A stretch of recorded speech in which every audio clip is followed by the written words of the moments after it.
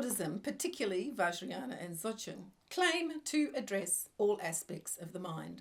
But does it truly tackle the unconscious patterns that drive human behaviour? In this video, I explore how psychotherapy could complement Vajrayana practices to address unresolved trauma and unconscious habits. When I was studying Vajrayana and Dzogchen, the lamas made it clear you didn't need anything else. Sitting in the nature of mind would solve all your problems and eventually lead to enlightenment. Psychotherapy? Dismissed. The Tibetan Buddhist view was that Westerners were just rolling around in their childhood garbage and never moving forward.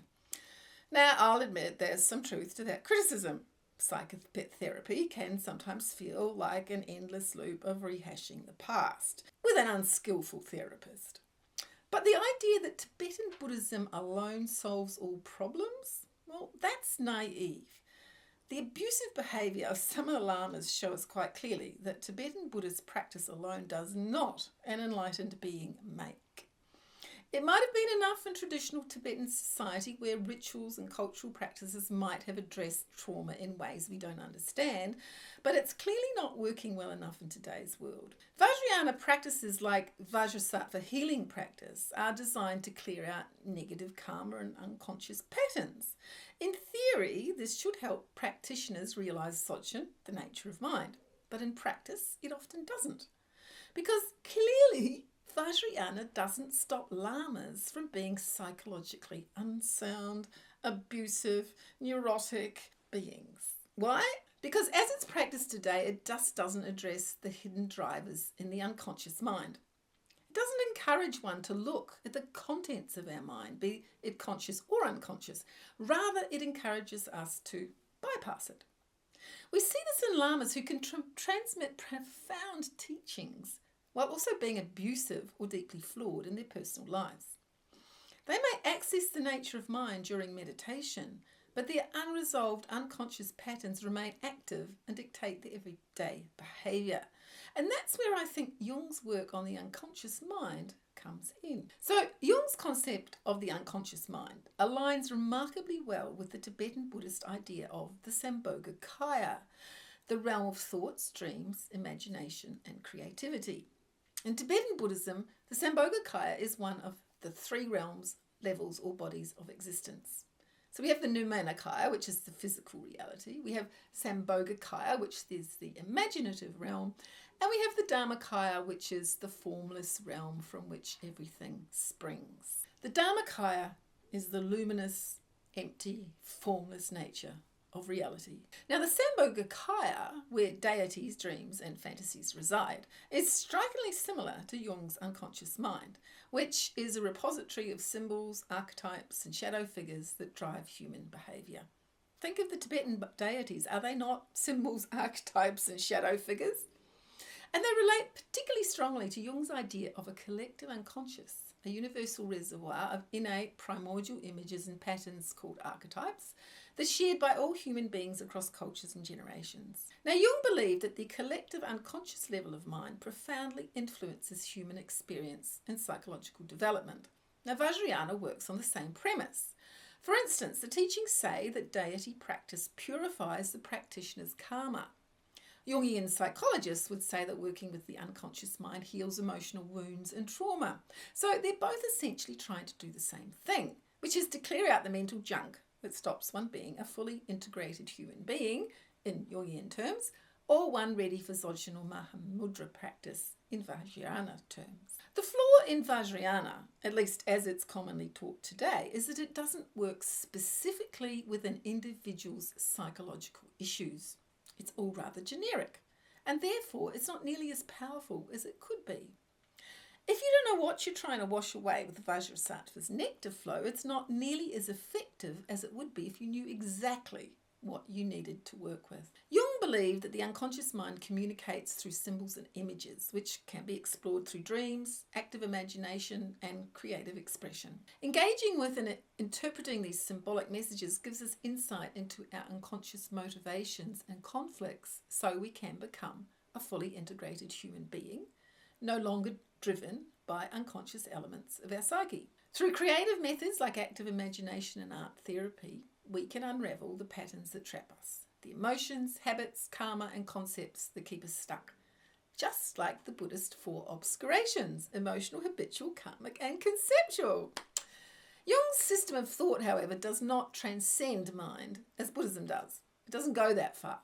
But it does give us ways to work with the unconscious aspects of our mind at the Sambogakaya level, where it can be used as a foundation for more effective Vajrayana practice. Now, we've all had those moments in meditation where everything opens up, we glimpse the nature of mind, but staying there, that's another story. Until we deal with the unconscious patterns driving us, we'll keep flipping back into our old ways. Tibetan Buddhism has incredible tools, but it's not enough on its own. Psychotherapy could fill the gaps, helping practitioners to truly clear out the unconscious mind and move forward. Imagine starting a Vajrayana practice like Vajrasattva with a clear understanding of your unconscious patterns. What if you already knew the trauma and repetitive behaviours shaping your life? Maybe you've rooted these out through Jungian techniques or other methods. You've identified the situations that caused your trauma, recognised the beliefs and behaviours that stemmed from it, and seen how they've impacted your physical reality. With that awareness, your Vajrasattva practice could become incredibly specific.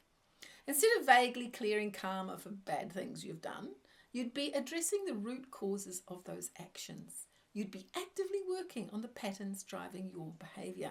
Now, when I did the 100,000 recitations of Vajrasattva, I did actively work with the habitual patterns that I knew about, but it wasn't until I started using Jung's active imagination techniques, intuitively at first, that I uncovered deeper layers that I didn't know existed. In Jungian terms, our unconscious minds hold patterns that direct our actions and reactions.